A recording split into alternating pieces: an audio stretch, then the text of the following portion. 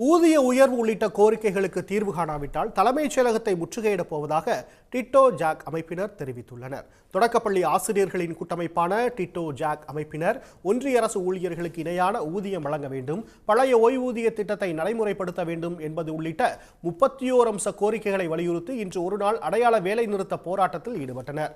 புதுக்கோட்டை மாவட்ட முதன்மை கல்வி அலுவலகம் முன்பு நடைபெற்ற போராட்டத்தில் பங்கேற்ற ஆசிரியர்கள் தமிழ்நாடு அரசு கோரிக்கைகளை நிறைவேற்ற வலியுறுத்தி முழக்கங்களை எழுப்பினர்.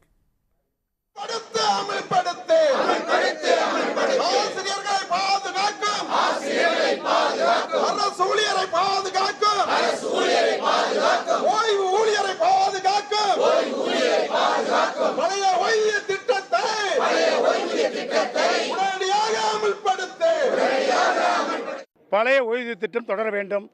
இன்றைக்கு தொடர்ந்து பள்ளி கல்வித்துறையிலே 60 ஆண்டு காலமாக இருந்த ஒன்றிய அளவிலான பணிமூப்பை இன்றைக்கு மாநில அளவிலே மாற்றியிருக்கிறார்கள்.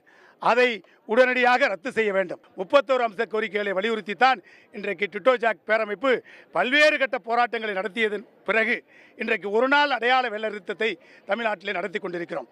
உடனடியாக டிட்டோ ஜாக் தலைவர்களை தமிழ்நாட்டினுடைய முதலமைச்சர் அவர்கள் அழைத்து பேசி ஆசிரியருடைய கோரிக்கைகளை நிறைவேற்ற வேண்டும். தஞ்சையில் மாவட்ட முதன்மை கல்வி அலுவலகம் முன்பு டிட்டோ ஜாக் அமைப்பினர் ஆர்ப்பாட்டத்தில் ஈடுபட்டனர். அப்போது கோரிக்கைகளுக்கு தீர்வு காணாவிட்டால் தலைமைச் செயலகத்தை முற்றுகையிடப் போவதாக அவர்கள் எச்சரித்துள்ளனர். இந்த ஒரு நாள் அடையாள வேலை நிறுத்தத்தை நாங்கள் தமிழகம் முழுவதும் 90% மேற்பட்ட ஆசிரியர்கள் செய்து கொண்டிருக்கிறார்கள் என்பதை இந்த நேரத்தில் தெரிவித்துக் கொள்கிறோம்.